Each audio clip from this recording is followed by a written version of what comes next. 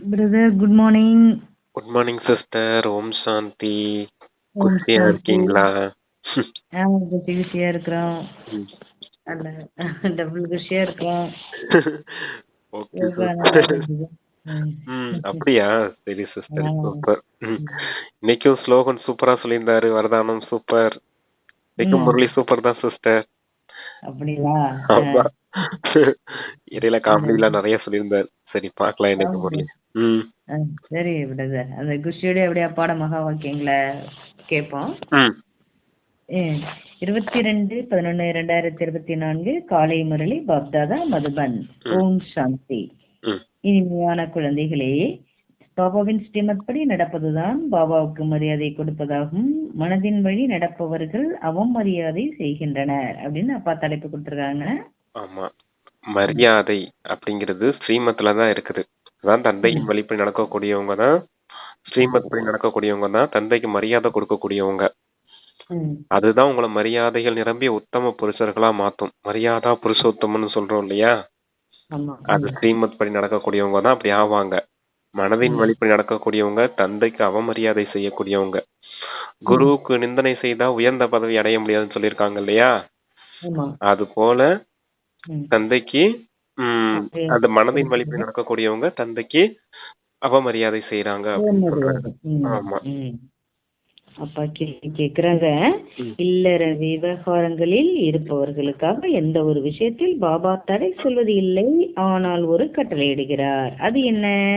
அது பதில் சொல்றாங்க. பாபா சொல்கிறார், குழந்தைகளே, நீங்கள் அனைவருடைய தொடர்பில் வாருங்கள், எந்த ஒரு வேலை முதலியவற்றையும் செய்யுங்கள். தொடர்பில் வர வேண்டி உள்ளது, வண்ண ஆடைகள் அணிய வேண்டி உள்ளது என்றால் அணிந்து கொள்ளுங்கள். பாபா தடை சொல்வது இல்லை, பாபாவோ வழி சொல்கிறார். குழந்தைகளே, தேகத்துடன் கூடிய தேகத்தின் அனைத்து சம்பந்தங்களில் இருந்தும் பற்றுதலை விட்டு என்னை நினைவு செய்யுங்கள் அப்படின்னு சொல்றாங்க. ஆமா, சம்பந்தம் தொடர்புல வாங்க, சம்பந்தம் தொடர்புல தான் வந்தாக வேண்டியிருக்கும், வேலையில செய்யணும். அப்ப சம்பந்தம் தொடர்புல வரும்போது கலர் ட்ரெஸ் எல்லாம் போட வேண்டியது இருக்குது அப்படின்னா போட்டுக்கோங்க. அதுல எல்லாம் தடை செய்யறது இல்ல பாபா உங்களை. ஏன்னா ஒயிட் ட்ரெஸ் தானே போடுவோங்க. எகியத்துல சரண்டர்ஸ் எல்லாரும் போடுவாங்களா, அப்படிலாம் ஒயிட் ட்ரெஸ் போடணும்னாலும் போட்டுக்கோங்க. இல்ல சம்பந்தம் தொடர்புல வரும்போது எங்களுக்கு கொஞ்சம் இதா இருக்குது அப்படின்னா கலர் ட்ரெஸ் கூட போட்டுக்கோங்கன்னு சொல்றாரு. இதுல எல்லாம் பாபா தடை செய்யறதுல இதுல எல்லாம் பெரிய புருஷார்த்தம் கிடையாது. புருஷார்த்தம் எதுல இருக்குது அப்படின்னா அனைத்து தேக தர்மங்களையும் மறந்து நேரு சொன்னார் இல்லையா, அதே போலதான் சொல்றாரு. தேகம் உட்பட தேகத்தின் சம்பந்தங்களின் மீதுள்ள பற்றுதலை விட்டுட்டு தந்தையை நினைவு செய்யுங்க அப்படிங்கறத சொல்றாரு இன்னைக்கு. இதுலதான் விஷயம் இருக்குது, இதுலதான் புருஷார்த்தம் இருக்குது. கலர் ட்ரெஸ் போறது சம்பந்தம் தொடர்ல வேலை செய்யறதுல எல்லாம் பெரிய இது கிடையாது, அதுல எல்லாம் பாபா தடை செய்யறது இல்ல அப்படிங்கிறாரு. ஒரு யூனிஃபார்ம் இருக்கணும் அப்படிங்கறதுக்காக ஒயிட் ட்ரெஸ் கொடுத்திருக்காங்க, அவ்வளவுதான். ஸ்தூலமான விஷயங்களுக்காக சொல்ற மெசேஜ் கிடையாது. அதனால என்ன வேணா போட்டுக்கங்க, ஆனா பற்றுதலை விட்டுட்டு நினைவு யாத்திரைக்கு வந்துருங்க அப்படிங்கிறாங்க. ஏன்னா அந்த ட்ரெஸ் எல்லாமே ஸ்தூலமா இருக்குது, சாகாரமா இருக்குது, அதுல எந்த விஷயமும் இல்ல இல்லையா. அப்பா கொடுக்கக்கூடிய விஷயங்கள்லாம் ஆத்மாவுக்கு நிராகாரமான. அதுக்காக அந்த ஒயிட் ட்ரெஸ் போடும்போது ஒரு ஞாபகம் வரும், நம்மளும் பரிசுத்தமா ஆக போறோம், தூய்மையானவர்கள் அப்படிங்கிற அந்த உணர்வு இருந்துகிட்டே இருக்கும். அதுக்காக அந்த யூனிஃபார்ம் கொடுத்திருக்காங்க. சரி, ஓகே. சாந்தி. சிவபாபா குழந்தைகளுக்கு புரிய வைக்கிறார், அதாவது தம்மை போல் ஆக்குவதற்கான முயற்சி செய்விக்கிறார். எப்படி நான் ஞானக்கடலாக இருக்கிறேனோ அதுபோல் குழந்தைகளும் ஆக வேண்டும். இதையோ இனிமையான குழந்தைகள் அறிவார்கள். அனைவரும் ஒரே மாதிரி ஆக மாட்டார்கள். முயற்சியோ ஒவ்வொருவரும் அவருடையதை செய்ய வேண்டும், அவரவருடையதை செய்ய வேண்டும். பள்ளிக்கூடத்தில் மாணவர்களோ அநேகர் படிக்கின்றனர், ஆனால் அனைவரும் ஒரே மாதிரி பாசித்த ஆனராக மாட்டார்கள். பிறகும் கூட ஆசிரியர் முயற்சி செய்ய வைக்கிறார். குழந்தைகள், நீங்களும் முயற்சி செய்கிறீர்கள். பாபா கேட்கிறார், நீங்கள் என்னவாக ஆவீர்கள்? நாங்கள் வந்திருப்பதே நரனிலிருந்து நாராயணன், நாரியிலிருந்து லட்சுமி ஆவதற்காக என்று அனைவரும் சொல்வார்கள். இதுவோ சரிதான், ஆனால் தன்னுடைய செயல்பாடுகளையும் பாருங்களேன். பாபாவும் உயர்ந்தவரிலும் உயர்ந்தவர், ஆசிரியராகவும் உள்ளார், குருவாகவும் உள்ளார். இந்த தந்தையை யாருமே அறிந்திருக்கவில்லை, குழந்தைகளாகிய நீங்கள் அறிவீர்கள் அப்படின்னு சொல்றாங்க. தந்தை ஞான கடலா இருக்காரு, அதே போல குழந்தைகளும் ஞான கடலா ஆக்குறதுக்காக வந்திருக்கேன். குழந்தைங்க கிட்ட கேக்குறாரு, நீங்க எதுக்காக இங்க வந்திருக்கீங்க அப்படின்னு. அவங்க சொல்றாங்க, நாங்க நரன்ல இருந்து நாராயணனாக வந்திருக்கோம், நாரையில இருந்து லட்சுமியாக வந்திருக்கோம் அப்படின்னு. அதெல்லாம் கரெக்ட் தான், ஞானம் கரெக்டா தான் சொல்றீங்க, செயல்பாடு எப்படி இருக்கு, நடத்தை எப்படி இருக்குது அத பாருங்க. லட்சுமி ஆகணும்னா அதுக்கேத்த லட்சணங்கள் இருக்குதா அப்படின்னு கேக்குறாரு. அதான் செயல்பாடுகளை பாருங்க அப்படின்னு. சரி சிஸ்டர். தந்தை ஆசிரியராகவும் சத்குருவாவும் இருக்காரு, இந்த பாடத்தை உங்களுக்கு சொல்லி தந்துட்டு இருக்கேன் அப்படின்னு சொன்னாரு. சரி, இருந்ததிலும் உயர்ந்தவர் பாருங்கள், ஆனால் தன்னுடைய வாக்கியது அதான். குழந்தைகளாகி நீங்கள் அறிவீர்கள். சிவபாபா நம்முடைய தந்தையாகவும் உள்ளார், ஆசிரியராகவும் உள்ளார், சத்குருவாகவும் உள்ளார். ஆனால் அவர் எப்படி இருக்கிறார், யாராக இருக்கிறார் என்பதை அறிந்து கொள்வது கடினம். தந்தையை அறிந்து கொண்டால் ஆசிரியர் என்பது மறந்து போகும், பிறகு குரு என்பது மறந்து போகும். குழந்தைகள் தந்தைக்கும் மதிப்பு தர வேண்டியுள்ளது. மதிப்பு என்று சொல்லப்படுவது எது? பாபா சொல்லித் தருவது நல்லபடியாக படிக்கிறார்கள் என்றால் மதிப்பு தருகிறார்கள் என்று ஆகும். பாபாவோ மிக இனிமையானவர், உள்ளுக்குள் மிகவும் குஷியின் அளவு அதிகரித்துக் கொண்டே இருக்க வேண்டும். எல்லாருக்கும் குஷி இருக்க வேண்டும், ஒவ்வொருவரும் தன்னை கேட்டுக்கொள்ள வேண்டும். அது நமக்கு அது போன்ற குஷி உள்ளதா? ஒரே மாதிரி அனைவருமோ இருக்க முடியாது. படிப்பிலும் கூட அதிக வேறுபாடு உள்ளது. அந்த பள்ளிக்கூடங்களிலும் கூட எவ்வளவு வேறுபாடு உள்ளது. அங்கோ பொதுவான ஆசிரியர் கற்பிக்கிறார், இவரோ சாதாரணமானவர் அல்ல, இவர் போல் ஆசிரியர் வேறு யாரும் கிடையாது. ஆசிரியரை பத்தி சொல்றார். எப்படி அந்த ஸ்கூல்ல இருக்கும் போது வரிசை கிரமமா தான் படிப்பாங்கல்ல, அது போல இங்கேயும் வரிசை கிரமமா தான் இருக்காங்க அப்படிங்கறத சொல்றாரு. இவர் உயர்ந்ததிலும் உயர்ந்த ஆசிரியரா இருக்காரு, உங்களுக்கு பாடம் கற்பிக்கிறார் அப்படிங்கிறாரு. தந்தை, ஆசிரியர், சத்குரு 3 ரூபத்திலையும் நினைவு செய்யணும். தந்தையை மட்டும் ஆழமா நினைவு செய்துட்டு ஆசிரியர் என்ன காரியம் செய்யறாரு, குரு என்ன காரியம் செய்யறாருன்றத மறந்துடக்கூடாது அப்படிங்கறத சொல்றாரு. ஆசிரியர் பாடம் கற்பிக்கிறாரு, அதான் அந்த ஸ்கூல்ல ஒப்பிட்டு சொல்றாரு. நான் ஆசிரியரா இருக்கேன், அந்த ஸ்கூல்ல எப்படி வரிசை கிரமமா புரிஞ்சுக்கிறாங்களோ, பாடம் எழுதி பாஸ் பண்றாங்களோ, அதே போல இங்கேயும் வரிசை கிரமமா தான் இருக்காங்க அப்படிங்கறத சொல்றாரு. ஓகே, இருக்க வேண்டும். ஆமா, தந்தைக்கு அந்த மதிப்பு, அந்த மரியாதை, அந்த ஸ்ரீமத் படி நடக்கும் போது குஷி ஏற்படும் அப்படிங்கறத சொல்றாரு. உங்களுக்கு யாரு வந்து உங்களுக்கு பாடம் கற்பிக்கிறாரு அப்படிங்கிற உள்ளுக்குள்ள அந்த குஷி இருக்கணும் அப்படிங்கறத சொல்றாரு அப்பா. குஷி அதிகரிச்சுட்டே போதா அப்படின்னு நம்ம வந்து செக் பண்ணிக்கணும். ஏற்பாடு உள்ளது. ஓகே சார், இவரோ சாதாரணமானவர் அல்ல. ஸ்ரீகிருஷ்ணரின் பெயர் கூறப்பட்டுள்ளது என்ற போதிலும் அவர் எப்படி தந்தையாக முடியும் என்பது அவர்களுக்கு தெரியவில்லை. அவ்வாறே கிருஷ்ணர் என்ற பெயர் அநேகருக்கு உள்ளது. ஆனால் கிருஷ்ணர் என சொன்னதுமே ஸ்ரீகிருஷ்ணர் முன்னால் வந்து விடுவார். அவரோ தேகதாரி இல்லையா? நீங்கள் அறிவீர்கள், இந்த சரீரம் அவருடையது அல்ல. அவரே சிவபாபா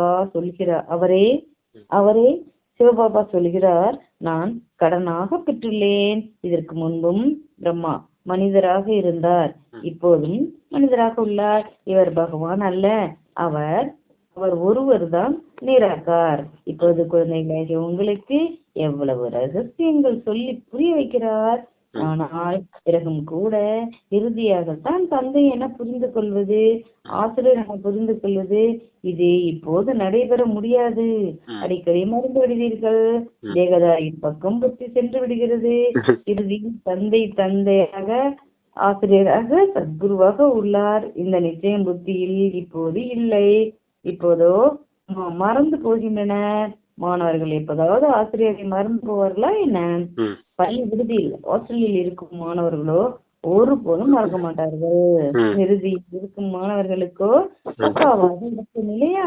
இங்கோ அந்த பக்கா நிச்சயம் கூட இல்லை.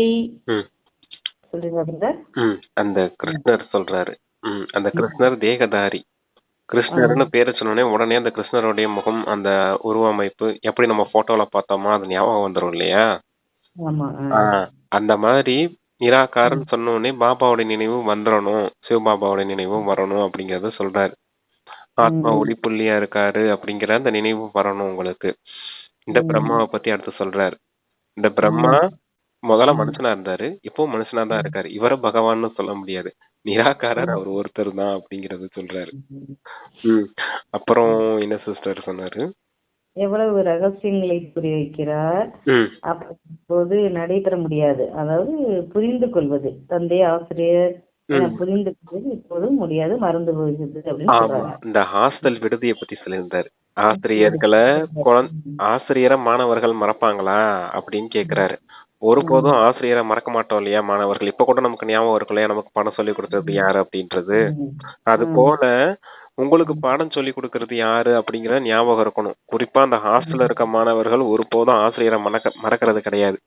அதே போல யஜ்யம்ன்றது என்னது? ஒரு ஹாஸ்டல் போல தானே, ஒரு விடுதி போல தானே, ஆசிரமம் தானே.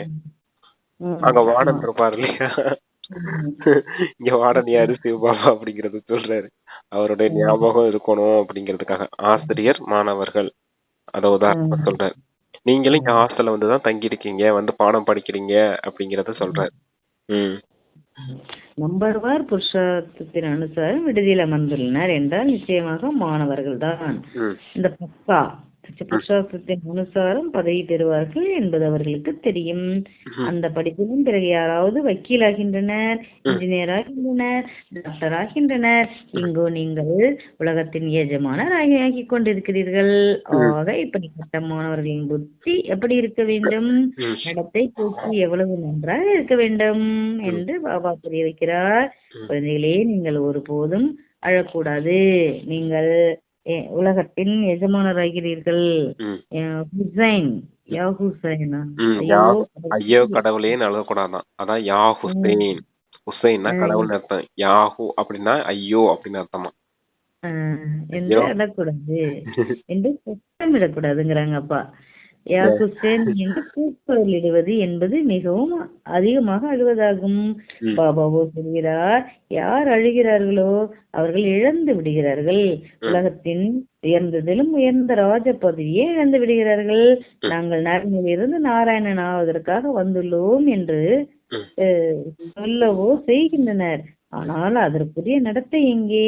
நம்பர்வார் புருஷார்த்தத்தின் அனுசாரம் அனைவரும் புருஷார்த்தம் செய்து கொண்டு இருக்கின்றனர்.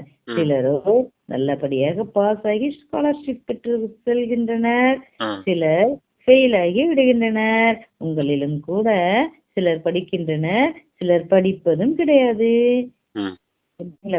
அதான் ஐயோ கடவுளே நீ ஏன் கத்தக்கூடாது அப்படிங்கிறாருன்னா, தேக அபிமானத்துல இருந்தாதான் ஐயோ கடவுளேன்னு கத்த முடியும். ஆத்மா அபிமானத்துல இருக்கும்போது அப்படிலாம் கத்த முடியாது. தேகத்துக்கோ தேகத்தின் உறவுகளுக்கோ தேகத்தின் பொருட்களுக்கோ ஏதோ ஒரு பிரச்சனை ஏற்படும் போதுதான் நம்ம ஐயோன்னு கத்துவோம். அதான் தேக அபிமானத்துல இருக்கும் போதுதான் ஐயோ கடவுளேன்னு கத்துறோம். அதான் யார் ஐயோ கடவுளே அப்படிலாம் கத்துறாங்களோ அலறாங்களோ அவங்க இழக்குறாங்க அப்படிங்கறத சொல்றாரு. எதை இழக்குறாங்க? உயர்ந்த பதவியே இழக்குறாங்க. உலகத்துக்கே எஜமானராக போறீங்க, அவங்க ஐயோ கடவுளேன்னு கத்திக்கிட்டு இருப்பாங்களா?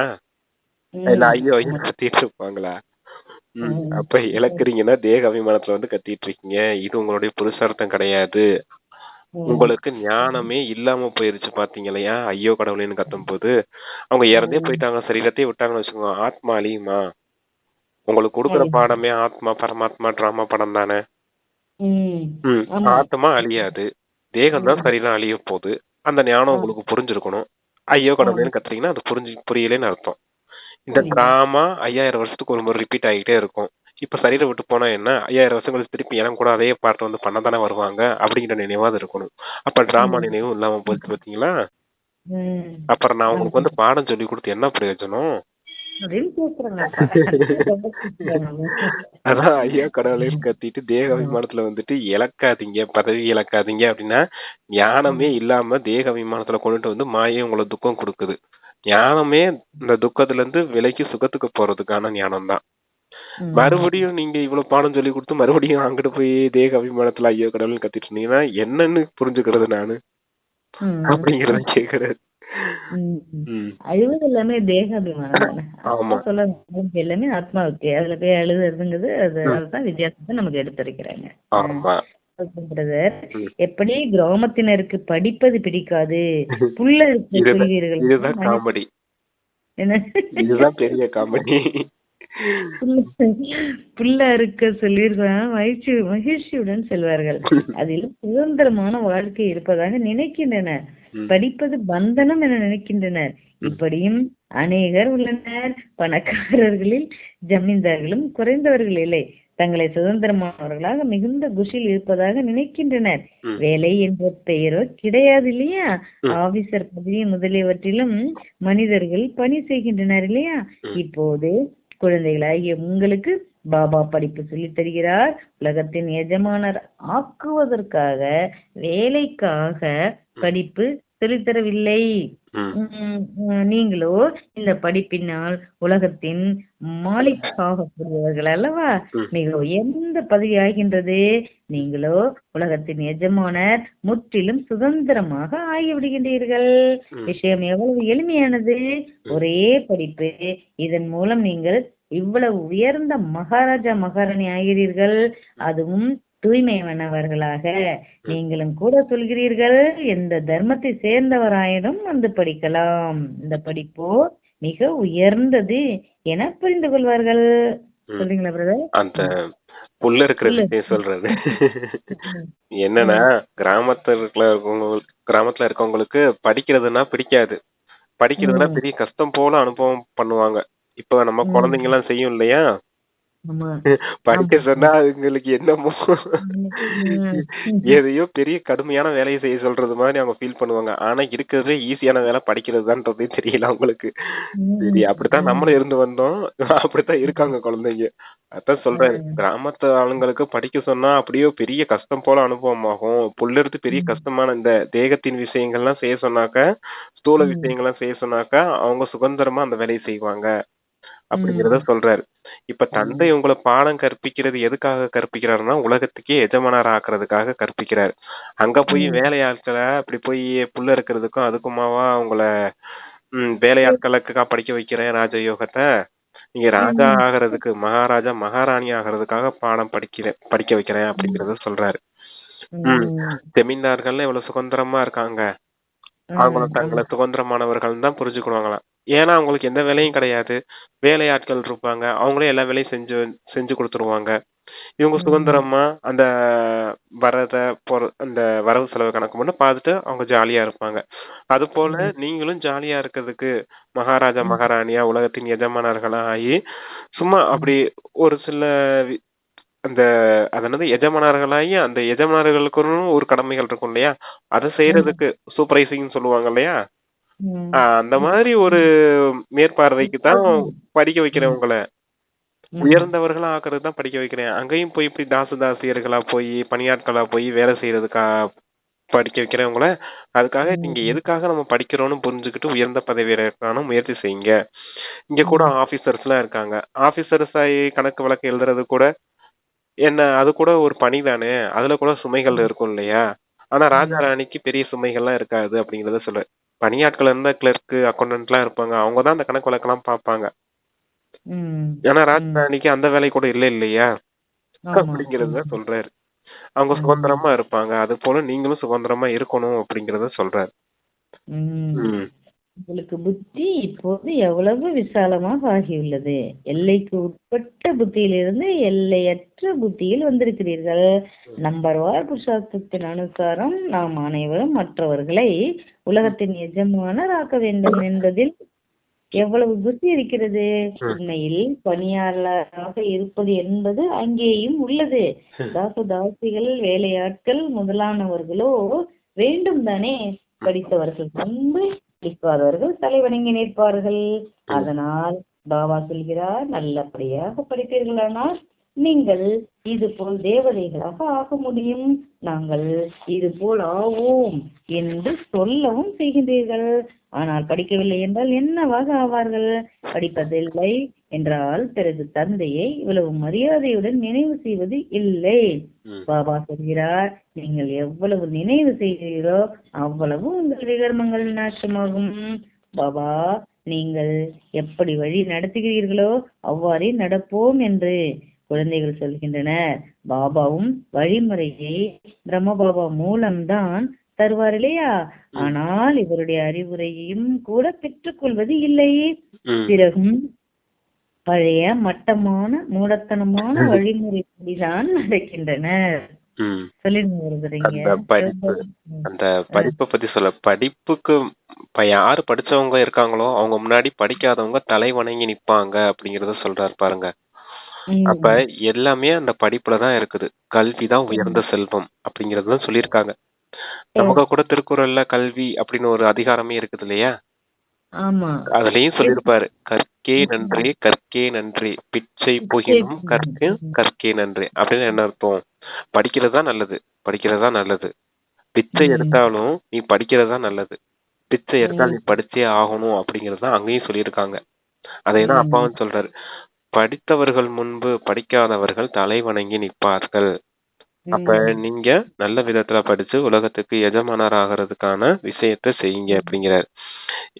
அது எது மூலமா ஆகுறீங்க? ஸ்ரீமத் மூலமா, தந்தை கொடுத்த ஸ்ரீமத் மூலமா உயர்ந்தவர்களா ஆகுறீங்க. அப்ப ஸ்ரீமத் படி நடக்காம இன்னமும் மனதின் வழிப்படி மூடத்தனமான வழிமுறைகள் படி ஒன்னுத்துக்குமே பிரயோஜனம் கிடையாது. மனிதர்களின் வழி, மனதின் வழி, அதுபடி நடந்துட்டு மறுபடியும் கீழானவர்களா மாறுறீங்க அப்படிங்கறத சொல்றாரு. ஸ்ரீமத் படி நடந்துங்க, உயர்ந்தவர்களா ஆகுங்க அப்படிங்கிறாரு. ஸ்ரீமத் தான் உயர்ந்த படிப்பும் கூட. படிப்பு சொல்றாரு, படிப்பு சொல்லி கொடுத்துட்டு எப்படி அடையணும், எந்த வழியில போனீங்கன்னா, ஸ்ரீமத்ங்கிறதுனா உயர்ந்த வழி, படிப்பை சொல்லி கொடுத்துட்டு இந்த வழியில போங்க உயர்ந்தவர்களா ஆவீங்க அப்படிங்கறத சொல்றாரு. இந்த வழின்னா பிரம்ம பாபா மூலம்தான். ஆமா, அவர் மூலமா தான் சொல்லவும் செய்வாரு. அப்ப அவரையே மதிக்கிறது இல்லைன்னா என்ன செய்யறது? ஆமா, உடலு சிவபாபாவுக்கு கிடையாது, பிரம்மா உடல்ல வந்துதான் பேசணும். அப்ப என்ன குழந்தைங்க புரிஞ்சுக்கிறாங்க? சிவபாபா பேசுறதுல பிரம்மா தான் பேசுறாரு போல அப்படின்னு நினைச்சுக்கிட்டு தேக அபிமானத்துல வந்துடுறாங்க. இவர் சொல்லிலாம் நாங்க கேட்க மாட்டோம் அப்படின்னு. அவர் யாரு பார்க்க சொன்ன? உள்ள உட்காந்துருக்க சிவபாபால சொல்லிக்கிட்டு இருக்காரு.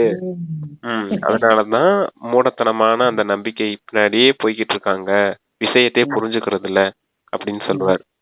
இன்னும் சொல்லுவாரு, பின்னாடி வரும்போது சொல்லுவாரு என்னன்னா, ஞானத்துல எழுத்து கூட யாருக்குமே தெரியறது இல்ல அப்படிங்கறத சொல்லுவாரு. எழுத்துனா என்னது? ஆத்மா. ஆமா, அது கூட புரியுறது இல்ல. அது புரிஞ்சாவுல உள்ள வந்துரு பரமாத்மான அது புரிஞ்சுக்கிடுவாங்க. அந்த இன்னும் அந்த பார்வை, தேகத்தின் பார்வையே இருக்குது குழந்தைங்களுக்கு. இதெல்லாம் மாறணும் அப்படிங்கறதுக்காக சொல்றாரு அப்பா. சிவபாபா இந்த ரதத்தின் மூலம் வழிமுறைகளை தருகிறார் என்று பார்க்கவும் செய்கின்றனர். பிறகும் கூட தங்கள் வழிப்படியே நடக்கின்றனர். எதை பைசா பெறா என்ற வழிமுறை என சொல்கின்றனரோ அந்த வழிப்படி ராவணனின் வழிப்படி நடந்து பைசா பெறாத சோழி போன்ற வழிமுறை, ராவணனின் வழிப்படி நடந்து இச்சமயம் சோழி போல் ஆகிவிட்டுள்ளனர். இப்போது ராமராகிய சிவபாபா வழிமுறை தருகிறார். தான் வெற்றி உள்ளது, ஏற்படாது. நஷ்டத்தையும் பாபா என்ன சொன்னீங்க? ராமராஜ்யத்தின் சிவபாபா வழிமுறை தருகிறார். நிச்சயத்தில் தான் வெற்றி உள்ளது, இதில் ஒருபோதும் நஷ்டம் ஏற்படாது. அதுக்கு முன்னாடி என்ன சொன்னாங்கன்னா, அந்த வழிமுறை கேக்கல. இப்ப கேக்குதா? ராமராகிய சிவபாபா வழிமுறை தருகிறார். நிச்சயத்தில் தான் வெற்றி உள்ளது, இதில் ஒருபோதும் நஷ்டம் ஏற்படாது. நஷ்டத்தையும் பாபா லாபமாக மாற்றி விடுவார். ஆனால் அது நிச்சய புத்தி உள்ளவர்களுக்குத்தான். உள்ளவர்கள் ஏமாற்றம் அடைவார்கள். நிச்சய புத்தி உள்ளவர்களுக்கு ஒருபோதும் ஏமாற்றமோ நஷ்டமோ ஏற்பட முடியாது. பாபா தாமே உறுதி கேரண்டி தருகிறார். ஸ்ரீமத் படி நடப்பதால் ஒருபோதும் தீமை ஏற்படாது. மனித வழிமுறை தேகதாரியின் வழிமுறை என சொல்லப்படுகின்றது. இங்கே இருப்பதோ மனித வழிமுறை பாடவும் படுகிறது. மனித வழிமுறை ஈஸ்வரிய வழிமுறை, தெய்வீக வழிமுறை. இப்போது உங்களுக்கு ஈஸ்வரிய வழிமுறை கிடைக்கின்றது. இதன் மூலம் நீங்கள் மனிதரிலிருந்து தேவதையாகிறீர்கள். பிறகு அங்கோ சொர்க்கத்தில் நீங்கள் சுகம் மட்டுமே அடைகிறீர்கள். எந்த ஒரு துக்கத்தின் விஷயமும் கிடையாது. அதுவும் நிலையான சுகமாக ஆகிவிடுகின்றது. சொல்றீங்களா பிரதர் மேல? அந்த ஸ்ரீமத் படி நடக்கிறது தான் உங்களுக்கு நன்மை இருக்குது. அதுதான் ஈஸ்வரிய வழிமுறைன்னு சொல்லப்படுது. அப்ப மனதின் வழி மன்மத் படி நடக்கிறீங்க அப்படின்னா அது தீமையின் வழி, தேகதாரிகளின் வழி அப்படின்னு சொல்றாரு. அப்புறம் அது பாபா உறுதி கேரண்டி தருகிறார்னு சொன்னாங்க. ஆமா, ஸ்ரீமத் படி நடந்தீங்கன்னா ஒருபோதும் ஏமாற்றம் நஷ்டமோ ஏற்பட முடியாது.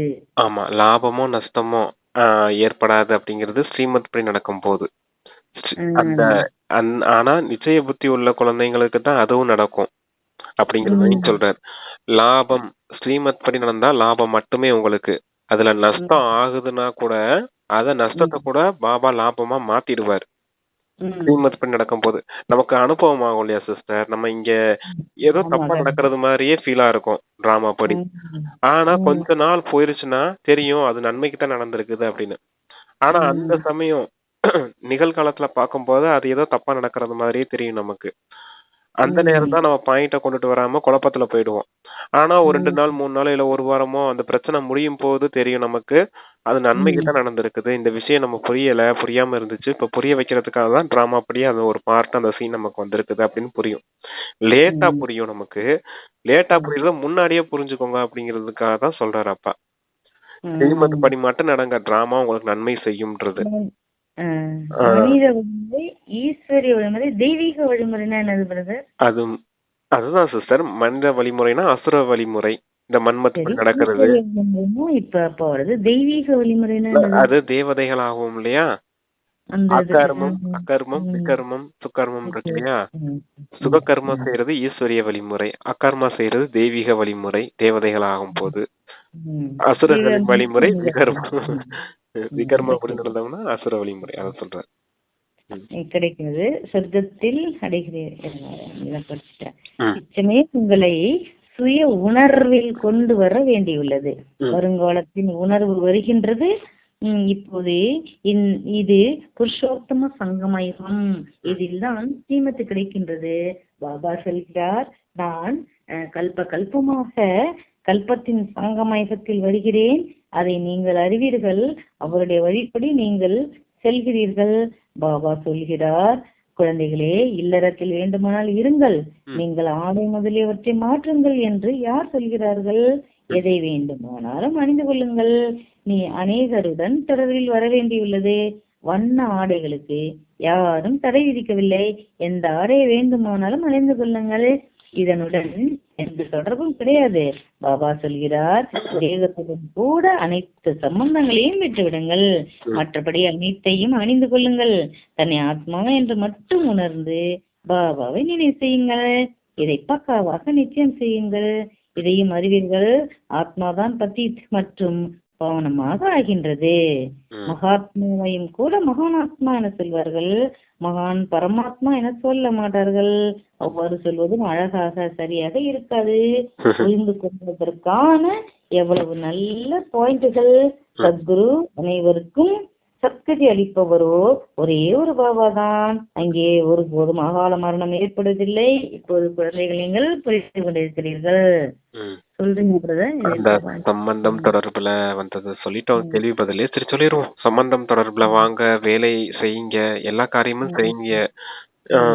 வர வேண்டியது இருக்கும், சம்பந்தம் தொடர்புல வர வேண்டியது இருக்கு, கலர் ட்ரெஸ் போட வேண்டியது இருக்குன்னா போடுங்க. இதுல எல்லாம் பாபா எந்த தடையும் விதிக்கிறது இல்ல.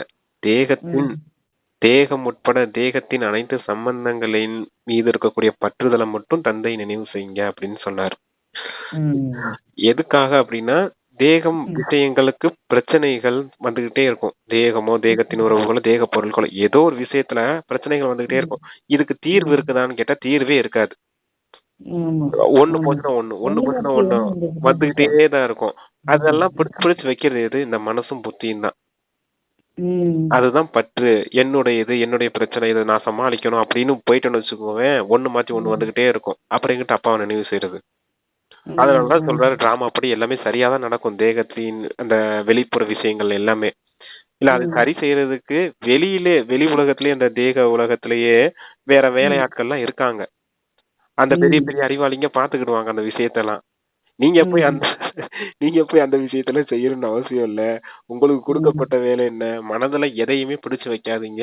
மன்மனா ம் பவ நிலையிலே இருங்க. அதான் எல்லா பற்றுதலிலிருந்து விடுபட்டு என்னை மட்டும் நினைவு செய்துட்டு இருங்க. ம் உயர்ந்ததிலும் உயர்ந்த இந்த சத்குரு உங்களுக்கு சத்கதி கொடுக்கறதுக்காக வந்திருக்காரு அப்படிங்கிறார். இருக்கவே ம் சத்கதி அது மட்டும்தான்.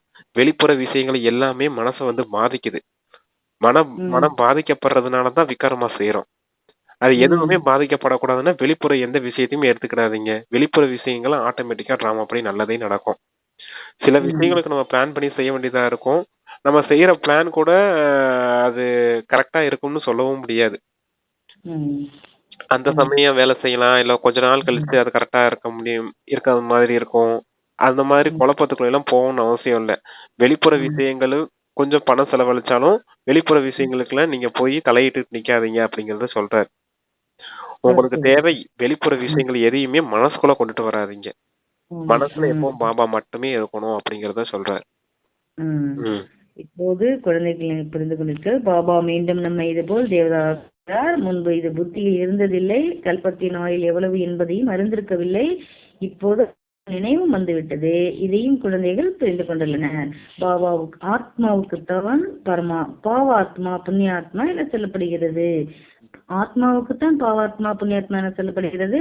பரமாத்மா என்று ஒருபோதும் சொல்லப்படுவது இல்லை. பிறகு யாராவது பரமாத்மா சர்வவியாபி என சொல்வார்களானால் எவ்வளவு புத்தியற்ற நிலை! இதை பாபா தான் வந்து புரிய வைக்கிறார். இப்போது நீங்கள் அறிந்து கொண்டீர்கள். 5000 ஆண்டுகளுக்கு பிறகு பாவ ஆத்மாக்களை புண்ணியாத்மாக்களாக பாபா தான் வந்து மாற்றுகிறார். ஒருவரை மட்டுமல்ல, குழந்தைகள் அனைவரையும் மாற்றுகிறார். பாபா சொல்கிறார், குழந்தைகளாகிய உங்களை மாற்றுபவர் எல்லையற்ற தந்தையாகிய நான் தான். நிச்சயமாக குழந்தைகளுக்கு எல்லையற்ற சுகம் தருவேன். நிச்சயமாக குழந்தைகளுக்கு எல்லையற்ற சுகம் தருவேன். சத்தியுகத்தில் இருப்பவர்கள் பவித்ராத்மாக்கள். ராவணன் மீது வெற்றி கொள்வதால் தான் நீங்கள் புண்ணியாத்மா ஆகிறீர்கள். மாயா எவ்வளவு தடைகளை ஏற்படுத்துகிறது என்பதை நீங்கள் உணர்கிறீர்கள். ஒரே இடியாக மூக்கில் குத்து விடுகிறது. மாயாவோடு யுத்தம் எப்படி நடைபெறுகின்றது என்று நீங்கள் புரிந்து கொண்டீர்கள். அவர்கள் பிறகு இது வரைக்கும் சொல்லிருங்களா பிரதர்? மகான் ஆத்மா, புண்ணியாத்மா, பாவாத்மா எல்லாமே ஆத்மாக்களை தான் குறிக்குது. யாரும் மகான் பரமாத்மா, பாவ பரமாத்மா, புண்ணிய பரமாத்மான்னு சொல்ல மாட்டாங்க. அப்ப பரமாத்மா எப்பவுமே தனிப்பட்டவர். அவர் சத்துவ பிரதான நிலையில இருக்கிறதுனால அவர் எப்பவுமே அவருடைய நிலையிலே இருக்காரு. அவர் சர்வசக்திவானா இருக்காரு. ஆத்மாக்கள் தான் பாவாத்மாவும் புண்ணியாத்மாவும் மாறுறாங்க அப்படிங்கறத சொல்றாரு. நீங்க எப்ப பாவாத்மா மாறுறீங்க? ராவணனுக்கு வசமாகி விகாரமா செய்யும் போது பாவாத்மாக்களா மாறிட்டீங்க. புண்ணியாத்மாவை எப்ப மாறுவீங்க? இந்த ராவணன் மீது வெற்றி அடையும் போது புண்ணியாத்மாக்கெல்லாம் மாறிடுவீங்க. உங்களை இந்த பாவத்துல இருந்து விடுவிச்சு பாவாத்மால இருந்து புண்ணியாத்மா ஆக்குறதுக்காக பாபா வந்திருக்காரு அப்படிங்கறத சொல்றாரு. அதனால மாயா வந்து குத்து விட்டுறது, மாயாவோடு நடக்குது என்று நீங்கள் புரிந்து கொண்டீர்கள். அப்பறமக்கு வந்து புரிய வைக்கிறாங்க. இங்க மாயை சண்டையில தான் செய்யும். இருந்தாலும் மாயையின் மீது வெற்றி அடையணும். வெற்றி அடையும் போது நீங்க புண்ணியாத்மாவை மாறுவீங்க. மாயையின் மீது எப்படி எல்லாம் சண்டையிடணும் அப்படின்னு சொல்லித்தர வாத்தியார் யாரு? அதுவும் அவர்தான். நீங்க எதை கட்டுப்படுத்தணும்னு சொல்லுவாரு? மனதை கட்டுப்படுத்துங்க அப்படின்னு தான் சொல்லுவாரு. மனதை கட்டுப்படுத்தினா மனதுல இருக்கக்கூடிய அந்த 5 விதமான விகாரங்கள் தான் ராவணன். அந்த ராவணன் மீது வெற்றி அடையுங்க. அப்ப அது எதன் மூலமா வெற்றி அடைய முடியும்? மனதில எழும்புது 5 விகாரங்களை பத்தின விஷயங்கள், சிந்தனைகள் எல்லாம் எழும்புறது எதை வச்சு கண்ட்ரோல் பண்ணும்? புத்தியால கண்ட்ரோல் பண்ணுங்க. அவ்வளவுதான், முடிஞ்சு போச்சு. புத்தி கண்ட்ரோல் ஆயிடுச்சுன்னா மனமும் ஆட்டோமேட்டிக்கா கண்ட்ரோல் ஆயிடும். அப்ப அந்த 5 விகாரங்களை பயன்படுத்தவே மாட்டீங்க. அது போக்குல பழக்கம் வழக்கமா மாறும். வழக்கம் சம்ஸ்காரமா மாறிடும். 5 விகாரங்களை பயன்படுத்தவே மாட்டோம் அப்படிங்கிற சங்கல்பம் எடுத்து, உறுதியான சங்கல்பம் எடுத்து 5 விகாரங்களையும் பயன்படுத்தலைன்னு என்ன ஆகும்? அதுவே பழக்கமாயிடும். இதெல்லாம் நான் பயன்படுத்துறது இல்ல. ம். இப்ப நம்ம பழைய பொருட்களை கொடுத்தாலும் நம்ம பயன்படுத்த மாட்டோம் இல்லையா? ம். அது போல ம். ஒரு புது பொருள் இருக்கு, பழைய பொருள் இருக்கு. பழைய ஆமா. பொருள் மக்கர் பண்ணுது, புது பொருள் நல்ல வேலை செய்யுது. அப்ப எந்த பொருளை பயன்படுத்தும்? புது பொருளை பயன்படுத்தும் இல்லையா?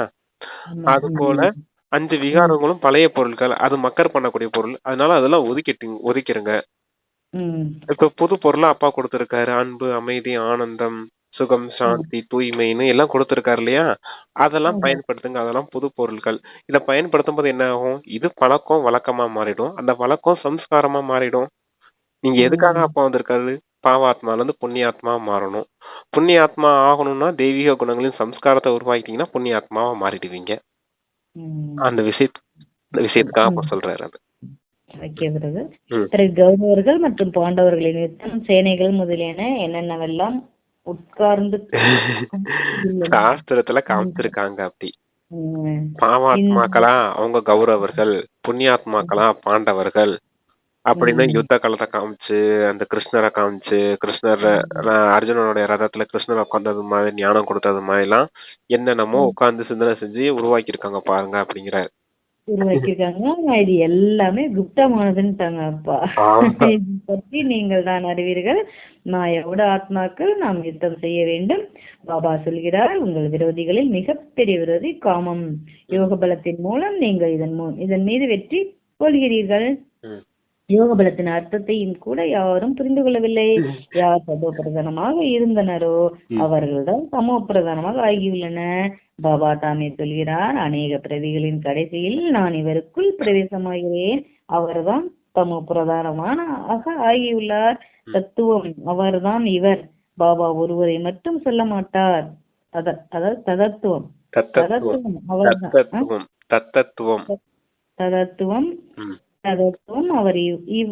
அவர்தான் இவர். பாபா ஒருவரை மட்டும் சொல்ல மாட்டார். நம்பர்வார் அனைவரையும் சொல்கிறார். நம்பர்வார் யார் யார் உள்ளனர் இங்கே உங்களுக்கு தெரிய வரும்.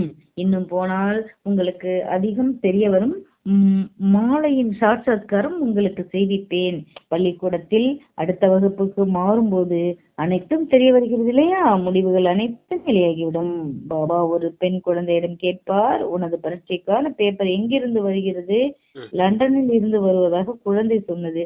இப்போது உங்கள் பேப்பர்கள் எங்கிருந்து வெளிவரும்? மேலிருந்து. உங்கள் பேப்பர் மேலே இருந்து வரும். அனைத்து சாட்சாத்காரங்களும் பார்ப்பீர்கள். எவ்வளவு அற்புதமான படிப்பு! யார் படிப்பிக்கிறார் என்பது யாருக்கும் தெரியாது. கிருஷ்ண பகவான் வாக்கு என சொல்லிவிடுகின்றனர். அது மேல இருந்து வரும். குழந்தைகிட்ட கேட்டிருந்திருக்காரு, பெண் குழந்தைகிட்ட அந்த டெஸ்ட் பேப்பர் எங்க இருந்து வரும் அப்படின்னு. அது லண்டன்ல இருந்து வரும்னு சொல்லி இருக்குது. ஆனா பாபா சொல்றாரு மேல இருந்து வரும் அப்படின்னு. அதாவது இந்த ரிசல்ட் பேப்பர்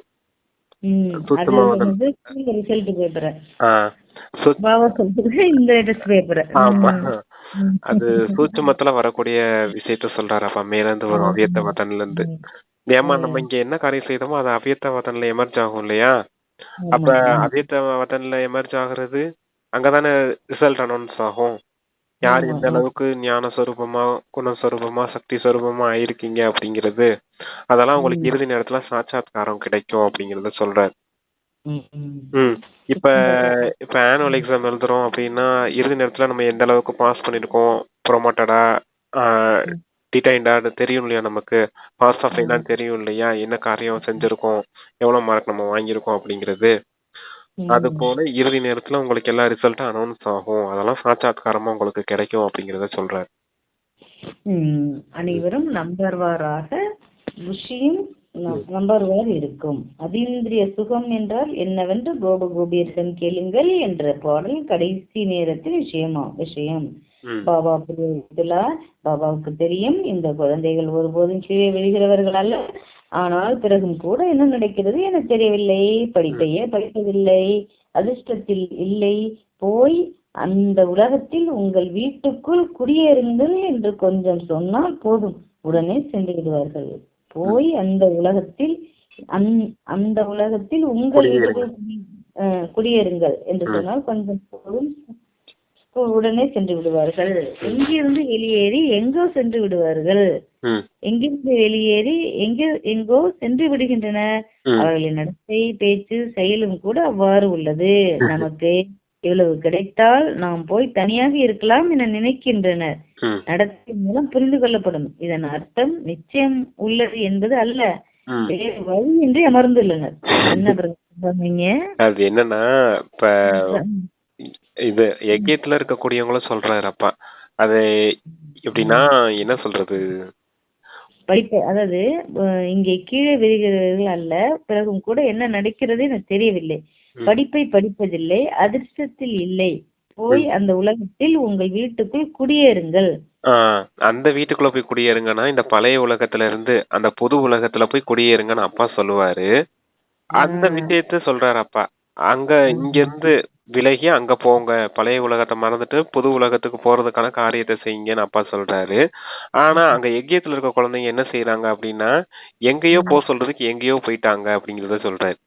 அதாவது அப்ப ஸ்தூலமா சொல்றாரு.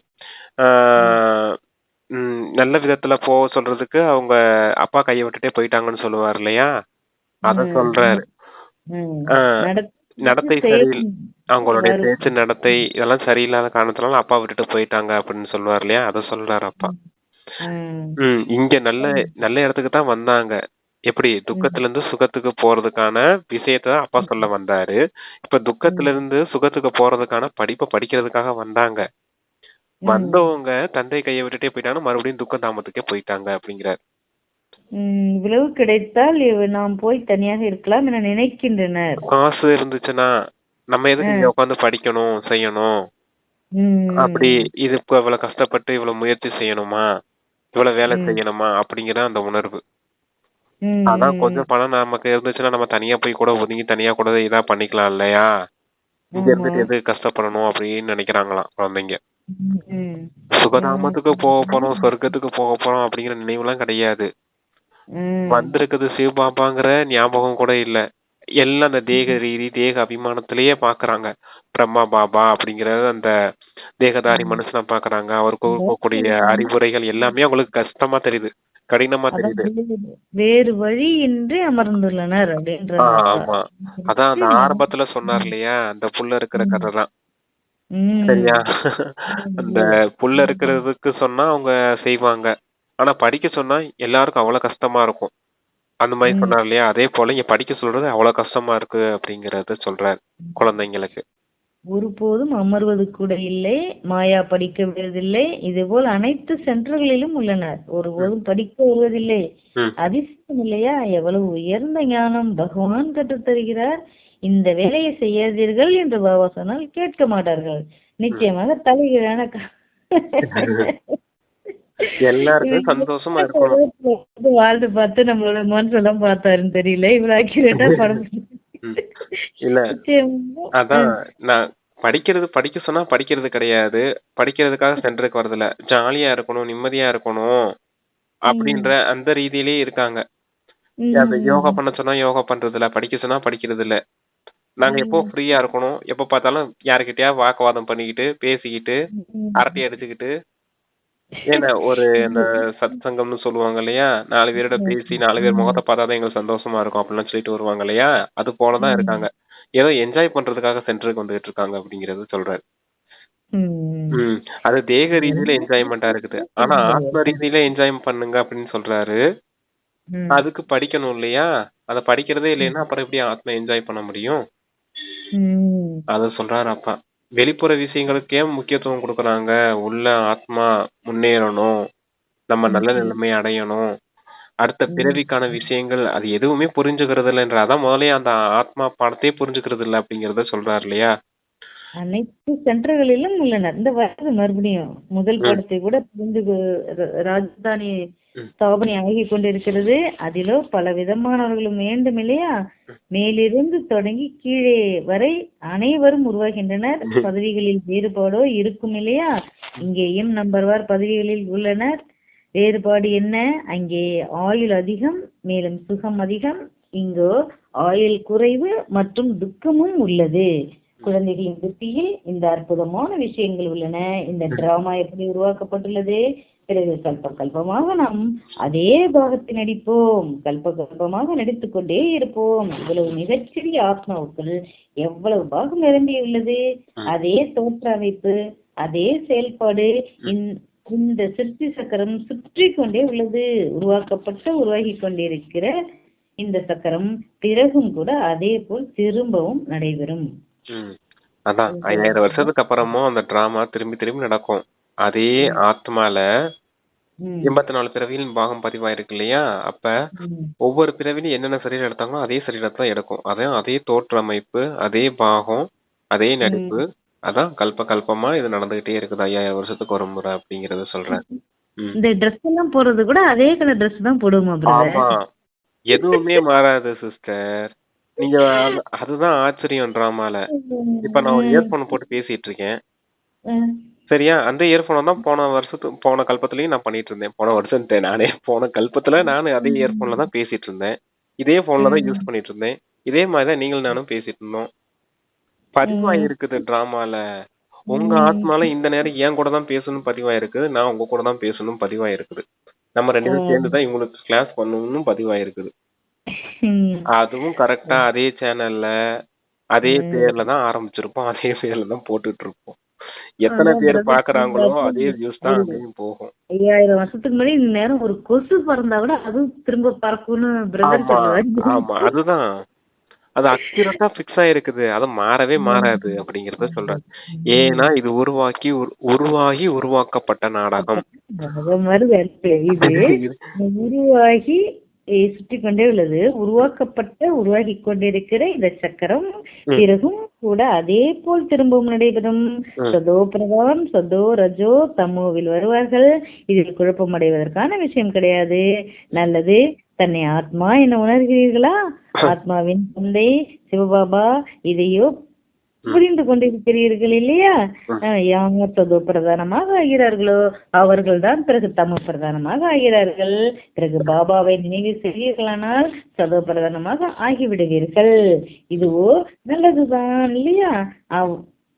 அவ்வளவுதான். இதுவரை மட்டும்தான் உறுதியாக நிற்க வைக்க வேண்டும். சொல்லுங்கள்.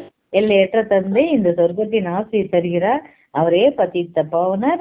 பாபா ஞானம் தருகிறார். இதில் சாஸ்திரங்கள் முதலியவற்றின் விஷயமே கிடையாது. சாஸ்திரங்கள் ஆரம்பத்தில் எங்கிருந்து வரும்? இதுவோ ஜனத்தொகை அதிகமாகிவிட்ட பிறகு பின்னாளில் அமர்ந்து சாஸ்திரங்களை உருவாக்குகின்றனர். சத்தியுகத்தில் சாஸ்திரங்கள் இருப்பதில்லை. பரம்பரையாகவோ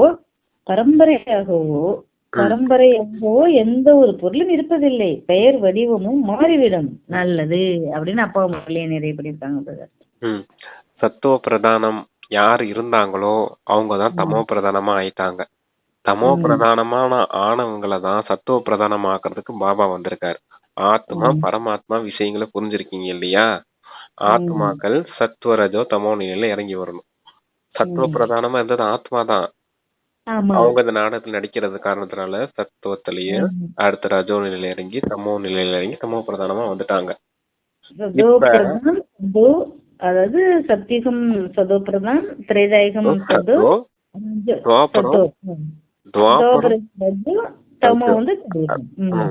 தமோ வந்து கலியுகம். கலியுகம் இறுதி தமோ பிரதானம். சங்கம யுகத்துல தமோ பிரதான நிலையில உள்ள அடுத்து சத்துவ பிரதானமா ஆயுத வெளியேறுவோம். அப்ப அதத்தான் சொல்லுவார் அப்பா அந்த பௌர்ணமி அமாவாசை கதைய. சத்தியுகத்துல முழு பௌர்ணமியா ஆக ஆரம்பிச்சு கொஞ்சம் கொஞ்சமா தேய்பிரையில தேஞ்சு வந்து கலியுக இறுதியில மொத்தமா அமாவாசையா மாறி போயிட்டீங்க. அமாவாசையான உங்களை தந்தை கொஞ்சம் கொஞ்சமா அந்த கருப்பை பூரா அழுக்க பூரா எடுத்து உங்களை மறுபடியும் பௌர்ணமியா ஆக்குவார். எப்ப? அந்த 100 வருஷத்துக்குள்ள. இறங்குறதுக்கு 5000 வருஷம் ஆகுது. ஈஸியா புரிஞ்சுக்கொண்ட தேய்பிற 5000 வருஷம் நடக்குது. வளர்ப்புற வெறும் 100 வருஷத்துல நடக்குது. ஆனா ஸ்தூல டிராமால எப்படி இருக்குது? அது 14 நாள், இது 14 நாள், டோட்டலா 28 நாளுங்கிறது கணக்கு வருது இல்லையா? அது போல இல்லாம தேய்பிற 5000 வருஷம் நடக்குது. 4900 வருஷம் கூட வச்சுக்கோங்க. வளர்ப்புற 100 வருஷம் நடக்குது. அதான் இந்த ஒரு பிறவி மட்டும் தூய்மையா இருங்க. இந்த ஒரு பிறவி மட்டும் ஸ்ரீமத் பண்ணி நடங்க. உங்களுக்கு 5000 வருஷத்துக்கான பாக்கியத்தை உருவாக்கிக்கிட்டே போங்க அப்படின்னு தான் சொல்றாரு. ஆனா நாம தான் எதுவும் செய்யறது இல்ல. அதான் எதுவுமே புரிஞ்சுக்கிறது இல்ல குழந்தைங்க. அதுவும் ராஜ்யத்துல வரிசை கிரமமா தானே பதவிக்கு ஏற்ற மாதிரி தானே இங்கேயும் புருஷார்த்தம் செய்வாங்க. ராஜா குவாலிட்டில இருக்கவங்க ராஜாவா போவாங்க, பிரஜை குவாலிட்டில இருக்கவங்க பிரஜை குவாலிட்டில போவாங்க, தாசியாரா போகணும்னு இங்க எப்படி நடந்துக்கிறாங்களோ, புருஷார்த்தம் பண்றாங்களோ, அவங்களுடைய பேச்சு வார்த்தை நடத்தை எப்படி இருக்குதோ அதை பொறுத்துதான் அங்க உயர்ந்த பதவி கொடுக்கப்படும் அப்படிங்கிற. அவங்களுக்கு தகுதியான பதவியை எங்க அடையிறாங்க? இங்கேயே அடையிறாங்க. எதன் மூலமா அடையிறாங்க? அவங்களுடைய நடத்தை செயல்பாடுகள் மூலமாவே அடையிறாங்க. தாரணை மூலமாவே அடையிறாங்க. இதுல பாபா என்ன செய்ய முடியும்? பாபா வழிதான் சொல்ல முடியும். நடந்துக்கிறது நடந்துக்காம போறது அவங்கவுங்களோட தன்மை இல்ல பொறுத்துல இருக்கு. பிரம்ம பாபா எவ்வளவு கஷ்டப்பட்டிருப்பாரு இவங்களுக்கு எல்லாம் சொல்லி புரிய வைக்கிறதுக்கு. அதான் அப்ப சூழல்லாம் ரொம்ப நல்லா இருந்த சமயத்துல அவர் கஷ்டப்பட்டு தான் அடைஞ்சிருப்பாரு. இப்ப போனா ஊருங்கிற மாதிரி கொஞ்சம் கொஞ்சமா நமக்கு வருது. ஆமா இல்ல ரொம்ப ரொம்ப மைண்ட் செட்டை மாத்துறதுக்கு ரொம்ப கஷ்டப்பட்டு தான் அவர் மாத்திருப்பாரு. ஆமா அதுவும் ரொம்ப கஷ்டம் தான் சிஸ்டர். தேக அபிமானத்துல இருக்கவங்கள ஆத்மா அபிமானத்தை கொண்டுட்டு வருதெல்லாம் எவ்வளவு பெரிய கஷ்டம். புரிஞ்சுக்கிட்டவங்க சட்டுன்னு புரிஞ்சுக்கிடுவாங்க. புரிஞ்சுக்கவே முடியாது அப்படின்றவங்கள எல்லாம் நம்ம என்ன செய்ய முடியும்? ஒண்ணுமே செய்ய முடியாது. ரொம்ப பொறுமை பொறுமை வேணும். மாறிவிடும். நல்லது. இனிமேலும் இனிமையான தேடி கண்டெடுக்கப்பட்ட செல்ல குழந்தைகளுக்கு தாயும் தந்தையுமான பாப்தாதாவின் அன்பு நினைவுகள் மற்றும் காலை வணக்கம். ஆன்மீக குழந்தைகளுக்கு ஆன்மீக தந்தையின் நமஸ்தே நமஸ்தே. தாரணைக்கான முக்கிய சாரம் அப்பா 2 பாயிண்ட்ஸ் தாரணைக்கு கொடுத்திருக்காங்க. ஒருபோதும் யாஹூசேன் என்று கூச்சல் போடக்கூடாது, கதறக்கூடாது. புத்தியில் இருக்க வேண்டும், நாம் உலகின் எஜமானராக போகிறார்கள். நம்முடைய நடத்தையும் பேச்சும் மிக நன்றாக இருக்க வேண்டும். ஒருபோதும் அழக்கூடாது. அவர் இந்த யாகுசன் சொல்றது நம்ம சப்போஸ் ஸ்தூலமா நம்ம விநாசம் வந்தா கூட அப்பயும் அழக்கூடாது. என்ன நடந்தாலும் அப்ப என்ன ஞாபகம் இருக்கணும் சொல்லுங்க பாக்கலாம். அப்ப அசரீதெல்லாம் இருக்கணும். மத்தவங்க வரும்பொழுது நம்ம அவங்களுக்கும் அவங்களையும் சேர்த்து நம்மளே எப்படி இருந்தோம்னா அவங்களே எப்படி நம்ம மத்தவங்களுக்கு பண்ணுவோம். நம்ம அப்படி இருக்கிறதுல ஐயோ கடவுளே அப்படின்னு கத்துற மாதிரி சூழ்நிலை வரும். அந்த சமயம் நம்ம என்ன செய்யணும்? ஒரே பாயிண்ட் தான் முடிச்சிடணும் மொத்தமா. எப்படின்னா நத்திங் நியூ அப்படிங்கிற டிராமா பாயிண்ட். எதுவுமே புதுசு இல்ல. போன கல்பத்துல அழிஞ்சிச்சு, அதே போல அழிஞ்சிட்டு இருக்குது. நத்திங் நியூ அந்த ஒரு பாயிண்ட் தான். நத்திங் நியூ, எதுவுமே புதுசு, எதுவுமே புதுசு இல்ல, எல்லாமே நடந்துட்டு இருக்குது. அப்படிங்கிறப்ப என்ன நடக்கும்? என்ன ஞாபகம் வந்துடும்? டிராமா பாயிண்ட் ஞாபகம் வந்தாலே நம்ம ஆத்மா அழியாதவர்கள். சரியா? இந்த சரீரம் அழிய போகுது. இந்த உலகத்துல கண்ணால பாக்குற எல்லாமே அழிய போகுது. ஆத்மாவான நானும் பரமாத்மா மட்டும் அழிய மாட்டோம். இப்ப நான் எல்லாரும் சாந்தி தாமத்துக்கு போறோம், அடுத்து சுகதாமத்துக்கு வர போறோம் அப்படிங்கிற அந்த குசி மட்டுமே இருக்கும். ஆத்மா உணர்வு வரணும் அப்படின்னாலே நத்திங் நியூ. ஆத்ம உணர்வு வரணும் அப்படின்னாலே நத்திங் நியூ அப்படிங்கிற டிராமா பாயிண்ட் இருந்தா ஈஸியா ஞாபகம் வந்துடும். எல்லாம் நடந்தது நத்திங். ஓகே, பாயிண்ட்ஸ் கொடுக்கறாங்க. நிச்சய புத்தி உள்ளவராகி ஒரு பாபாவின் வழிபடி நடந்து கொண்டே இருக்க வேண்டும். ஒருபோதும் குழப்பமடைவதோ மூச்சு திணறி மூச்சிந்து போவதோ கூடாது. நிச்சயத்தில் தான் வெற்றி உள்ளது. அதனால் தனது ஒன்றுக்கும் உதவாத வழிமுறைகளில் நடக்கக்கூடாது. அதாவது நிச்சய புத்தி உள்ளவராகி ஒரு பாபாவின் வழிபடி நடந்து கொண்டே இருக்க வேண்டும். ஒருபோதும் குழப்பமடைவதோ மூச்சு திணறி போவதோ கூடாதுங்கிறாங்க. மூர்ச்சையாகி போவதோ. நிச்சய புத்தி இருந்தீங்க அப்படின்னா, ஸ்ரீமத் படி நடந்தீங்கன்னா என்ன சொன்னாரு? நிச்சய புத்தி உடையவர்கள் வழிபடி நடந்து கொண்டே இருக்க வேண்டும். குழப்பம் அடைவதோ மூச்சு திணறி போவதோ கூடாது. வெற்றி உள்ளது. அதனால் ஒன்றுக்கும் உதவாத வழிமுறையில் நடக்கக்கூடாதுங்க. ஆமா, ஸ்ரீமத் படி நடங்க. நிச்சய புத்தி உடையவராகி ஸ்ரீமத் படி நடங்க. சந்தேக புத்தி உடையவராகி அந்த மனிதர்களின் வழிப்படி ஒண்ணுக்கும் உதவாத அந்த வழிப்படி நடக்காதீங்க அப்படிங்கறத சொல்றாரு. அந்த ஒண்ணுத்துக்கும் உதவாத வழிப்படி நடந்தீங்கன்னா மூர்ச்சை ஆயிடுவீங்க. அதாவது மூச்சு திணறடிக்கப்படுவீங்க. அப்படின்னா என்ன? இறந்து போயிடுவீங்க. சங்கமயத்துல இருக்க மாட்டீங்க. மறுபடியும் துக்கதாமத்துக்கு போயிடுவீங்க. எல்லாத்துக்கும் ஆதாரம் நிச்சய புத்தி. நிச்சய புத்தி உடையவர்கள் வெற்றி அடைவார்கள் அப்படின்னு சொல்லுவார் இல்லையா? ஸ்ரீமத்துல மீது உங்களுக்கு நிச்சயம் இருக்கணும். இதுதான் நன்மைக்கான வழி அப்படிங்கிறது. அந்த மனிதர்களின் வழி, மனதின் வழி எல்லாமே தீமைக்கான விஷயம் அப்படின்றத புரிஞ்சுக்கோங்க அப்படிங்கிறார். ஒன்றுக்கும் உதவாத வழிமுறையில் நடக்கக்கூடாது அப்படிங்கிறாங்க. சரி, முரளி ஃபுல்லாவே அதுதானே, ஸ்ரீமத் படி நடங்க, ஸ்ரீமத் படி நடங்க தானே சொன்னாரு. ஆமா, பாயிண்ட் மெயினா முரளியில அதுதான். ம். பிரதர் வரதானம், அப்பா வரதானம் கொடுக்கறாங்க. எந்த பிரச்சனையிலும் முற்றுப்புள்ளி, எந்த ஒரு பிரச்சனையிலும் முற்றுப்புள்ளி வைத்து தன்னை மாற்றிக்கொள்ளக்கூடிய அனைவரின் ஆசீர்வாதத்திற்கு தகுதியானவர் ஆகுக. எந்த ஒரு பிரச்சனையிலும் முற்றுப்புள்ளி வைத்து தன்னை மாற்றிக்கொள்ளக்கூடிய அனைவரின் ஆசீர்வாதத்துக்கு தகுதியானவராக. எந்த ஒரு பிரச்சனையிலும் விஸ்தாரம் கொடுக்குறாங்கப்பா. எந்த ஒரு பிரச்சனையிலும் முற்றுப்புள்ளி வைப்பதற்கு பிந்து சுரூப தந்தை மற்றும் பிந்து சுரூப ஆத்மா இருவரின் நினைவில் இருக்க வேண்டும். கட்டுப்படுத்தும் சக்தி இருக்க வேண்டும். எந்த குழந்தை எந்த ஒரு பிரச்சனையின் போதும் தன்னை மாற்றிக்கொண்டு முற்றுப்புள்ளி வைப்பதில் தன்னை அர்ப்பணிக்கிறார்களோ அவர்கள் ஆசீர்வாதம் பெறுவதற்கு தகுதியானவர்களாக ஆகிவிடுகிறார்கள். அவர்கள் எனக்குத்தானே ஆசீர்வாதம், அதாவது குஷ்டி அடைவார்கள். தந்தையின் மூலம் மற்றும் பிராமண குடும்பத்தின் மூலமும் ஆசீர்வாதம் அடைவார்கள் அப்படின்னு வரதானத்துக்கு விஸ்தாரம் கொடுத்துருக்காங்க. ஆமா, இதுலயும் 3 இருக்குது, ஆத்மா, பரமாத்மா, டிராமா. ஆனா டிராமா பத்தி தெளிவா இல்ல, ஆனா சூட்சுமத்துல இருக்குது. முற்றுப்புள்ளி வைக்கணும். எந்த ஒரு பிரச்சனை வந்தாலும் முற்றுப்புள்ளி வைத்து தன்னை மாற்றிக்கொள்ளக்கூடிய ஆசீர்வாதத்திற்கு உரியவர்கள் ஆகுங்க அப்படின்னா, எந்த ஒரு பிரச்சனை வந்தாலும் டிராமா அனுசாரமா வந்திருக்குது இந்த பிரச்சனை. டிராமா எனக்கு நன்மை செய்யும் அப்படிங்கிற அந்த உணர்வுனால முற்றுப்புள்ளி வைங்க அப்படிங்கறத சொல்றாரு. ஆமா,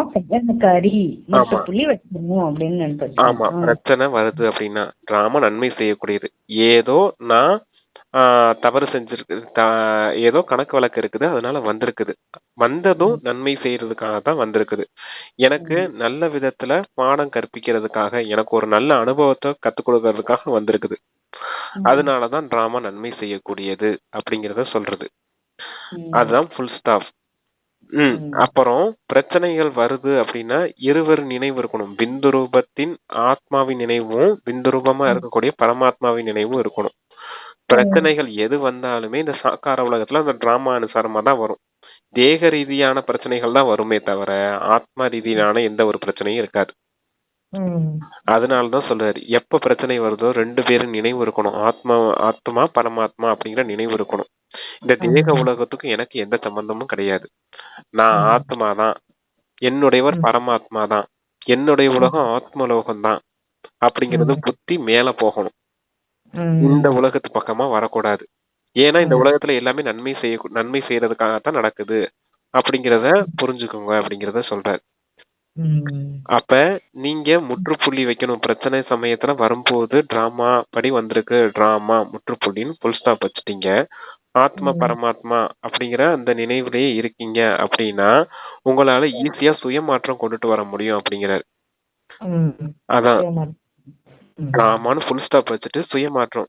இந்த பிரச்சனை இங்க வந்திருக்குதுன்னா இதை நான் ஏற்றுக்கொள்ளணும், கணக்கு வழக்குப்படி வந்திருக்குது. அப்ப தன்னை மாத்திக்கிறோம்ல, ஏத்துக்கிட்டு நம்ம பொறுமையா இருப்போம். இல்ல அந்த பிரச்சனைய ஃபேஸ் பண்ணி அதை சமாளிக்க பார்ப்போம். அப்ப நம்மளுடைய மனதின் வலிமையை அதிகப்படுத்தி அந்த பிரச்சனைகளை முறியடிச்சு சாந்தியும் சமாதானத்தையும் உருவாக்க வேண்டியவங்களா இருக்கும். நம்ம பிரச்சனைகள் வரத்தான் செய்யும், அந்த பிரச்சனைய முறியடிச்சு சாந்தியும் சமாதானத்தையும் உருவாக்க வேண்டியவங்களா நாம இருக்கோம். அதனாலதான் சுயத்தை மாற்றிக்கொள்ளக்கூடியவங்க யாரோ அவங்கதான் ஆசீர்வாதத்துக்கு உரியவங்களா இருப்பாங்க. நம்மளுடைய வலிமை அதிகரிச்சு அந்த பிரச்சனையை முறியடிச்சோம்னா நமக்கு நாம மீதே குசி வரும் இல்லையா? நம்ம செய்த காரியத்தை பார்த்து நம்ம சாதிச்சிட்டோம் அப்படிங்கிற மாதிரி, நம்ம கரெக்டா ஸ்ரீமத்தப்படி நடந்துட்டோம், அப்பா சொன்ன மாதிரி நடந்துக்கிட்டோம் அப்படிங்கிறப்ப நமக்கு குசி வரும். அதுதான் சுயத்துக்கு கொடுக்கக்கூடிய ஆசீர்வாதம், நமக்கு நாமளே செய்துக்கூடிய ஆசீர்வாதம். ஆசீர்வாதம் நமக்கு சேர்ந்துரும். அப்ப ஆமா, நம்ம அந்த ஸ்ரீமத்தப்படி நடந்து ஒரு பிரச்சனைய முற்றுப்புள்ளி வச்சு சமாளிச்சு போகும்போது அப்ப நமக்கு நாமே ஆசீர்வாதம் சேமிப்பாகுது. கூடவே பரிவாரத்துல இருக்கவங்களும் இவங்க இந்த பிரச்சனையை இவ்வளவு அழகா ஸ்ரீமத் படி கடந்து வந்துட்டாங்க அப்படிங்கிறப்ப பரிவாரத்துல இருக்கவங்களுடைய ஆசீர்வாதமும் கிடைக்கும், பாபாவுடைய ஆசீர்வாதம் கிடைக்கும். என்னுடைய வழிமுறைப்படி குழந்தைங்க கடந்து வந்துட்டாங்க இந்த பிரச்சனையில இருந்து அப்படிங்கிறப்ப அப்ப எல்லாருடைய ஆசீர்வாதம் சேமிப்பாங்க இல்லையா? சுயத்தின் ஆசீர்வாதம், தந்தையின் ஆசீர்வாதம், பரிவாரத்தின் ஆசீர்வாதம். இந்த 3 பேருக்கிட்டையும் நீங்க கரெக்டா சர்டிபிகேட் வாங்கிட்டீங்கன்னா உங்களுக்கு உயர்ந்த பதவி கிடைக்கும்னு அப்பா சொல்லுவார். அதேதான் இங்கேயும் சொல்றார். ராமானு ஃபுல் ஸ்டாப் வைங்க, ஆத்மா உணர்வுலையும் பரமாத்மா நினைவுலையும் இருங்க அப்படிங்கிற. அதான் ஆத்மா, பரமாத்மா, டிராமா, இந்த 3 விஷயத்த நல்லா தெரிஞ்சுக்கிட்டாலே போதும். எந்த ஒரு பிரச்சனையும் ஈஸியா கடந்துட்டு போயிடலாம். அந்த 3 விதமான ஞானத்தை தான் திரிசூலம்னு சொல்லுவாங்க. சங்கரன் திரிசூலத்தை வச்சுதானே எல்லா அசுரர்களையும் அழிச்சாரு. அதே போலதானே சக்தியும் மகாகாளியும் திரிசூலத்தை வச்சுதானே எல்லா அசுரர்களையும் அழிச்சது மாதிரி காமிச்சிருப்பாங்க. அப்ப திரிசூலம்ன்றது எது? அதுவும் கூட சூட்சமமான விஷயம் தான். அது ஒரு ஸ்தூல ஆயுதம் கிடையாது. சூட்சமத்துல அப்பா நமக்கு கொடுத்த ஆயுதம் ஆத்மா, பரமாத்மா, டிராமாங்கிற ஞான ஆயுதம். அந்த ஞான ஆயுதத்தால பிரச்சனைகளை முடிச்சு சமாளிச்சு போறவங்களுக்கு இந்த மாதிரி ஆசீர்வாதங்கள் கிடைக்கும். இந்த ஆசீர்வாதங்கள் கிடைக்கிறதுனால நீங்க உயர்ந்த பதவியை அடைவீங்க. நீங்க தமோ பிரதான நிலையில இருந்து நீங்க சத்துவ பிரதான நிலையை அடைஞ்சிருவீங்க அப்படிங்கிறதுக்காக சொல்றாரு. அப்பா சொல்றாங்க, படிங்க சிஸ்டர். அவ்வளவுதான் முடிஞ்சு. ரொம்ப பெருசா சொல்லிட்டோம் வரதானத்தை. அவங்கதான் புரிஞ்சுக்கணும். சொல்றாங்க, அப்பா எந்த சங்கல்பம் செய்தாலும் அதற்கு இடையிடையே உறுதி திடத்தா என்ற முத்திரை குத்தும் போது வெற்றியாளர் ஆகிவிடுவீர்கள். எந்த சங்கல்பம் செய்தாலும் அதற்கு இடையிடையே திடத்தா உறுதி என்ற முத்திரை குத்தும் போது வெற்றியாளர் ஆகிவிடுவீர்கள். ஆமா, ரப்பர் ஸ்டாம்ப் குத்த சொல்றாரு ஒவ்வொரு சங்கல்பத்திலையும். எந்த சங்கல்பம்? நல்ல சங்கல்பம், திட சங்கல்பம், உறுதியான சங்கல்பம். எந்த ஒரு சங்கல்பத்திலையும் திடத்தா உறுதித்தன்மை இருந்துச்சு அப்படின்னா, உறுதித்தன்மைங்கிற அந்த முத்திரை குத்தப்படும் போது நீங்க வெற்றியாளர்களா ஆயிடுவீங்க அப்படின்னு சொல்லியிருக்காரு. அத இங்கிலீஷ்ல கூட சூப்பரா சொல்லுவாங்க. Determination brings success. திடத்தன்மை வெற்றியை உண்டாக்கும் அப்படின்னு சொல்லுவாங்க. அதே போலதான் நீங்க திட சங்கல்பம் செய்யுங்க. அதுதான் ரப்பர் ஸ்டாம்ப் போல. சங்கல்பத்துல திடமா இருக்கணும் அப்படிங்கிறது. அந்த உறுதியான முத்திரை குத்தும் போது நீங்க வெற்றியாளர்களா ஆயிடுவீங்க அப்படிங்கிற. சங்கல்பம் வந்துச்சு போயிருச்சுன்னு இருக்க கூடாது. அந்த சங்கல்பத்துல உறுதியா இருக்கணும். நான் தூய்மையா இருப்பேன் அப்படின்னா தூய்மையா இருப்பேன் அப்படிங்கிற உறுதித்தன்மை இருக்கணும். நாம எங்கிட்ட தூய்மையா இருக்க போறோம், என்ன ஆகுமோ ஏதாகுமோ தெரியலையே, பிரச்சனை வந்துருமோ அப்படின்னு நினைச்சோம்னா இந்த சங்கல்பம் என்ன ஆயிடுச்சு, போயிருச்சு இல்லையா? அப்ப திடத்தன்மை இல்ல, உறுதித்தன்மை இல்லாதனால காணாம போயிடுச்சு. அப்புறம் விகாரமாவத்துல விழுவீங்க, அப்புறம் பாவம் செய்வீங்க, அப்புறம் வெற்றியாளர் எங்கிட்டாக போறீங்க, தோல்வி அடைஞ்சிருவீங்க இல்லையா? அதனாலதான் அந்த சங்கல்பத்துல உறுதித்தன்மை இருக்கணும். அந்த உறுதித்தன்மை தான் முத்திரை, ரப்பர் ஸ்டாம்ப். அந்த ஸ்டாம்ப் ஒவ்வொரு சங்கல்பத்திலையும் குத்துங்க, வெற்றியாளரா ஆயிடுவீங்க அப்படிங்கறத சொல்ற. உறுதித்தன்மையா உறுதித்தன்மையும் வரணும், அதுல வெற்றியும் அடைகிற அளவுக்கு சங்கல்பங்கத்தை நம்ம வந்து உருவாக்கணும். ஆமா, சங்கல்பம் வந்துட்டுனா அதுல உறுதித்தன்மை இருக்காது இல்லையா? ஆமா, சொல்றாரு. Okay sister, thank you. அருமையான முரளி பிரதர். நன்றி பிரதர். பாபாவுக்கு நன்றி. ஓம் சாந்தி. Thank you sister. ஓம் சாந்தி. Thank you Baba.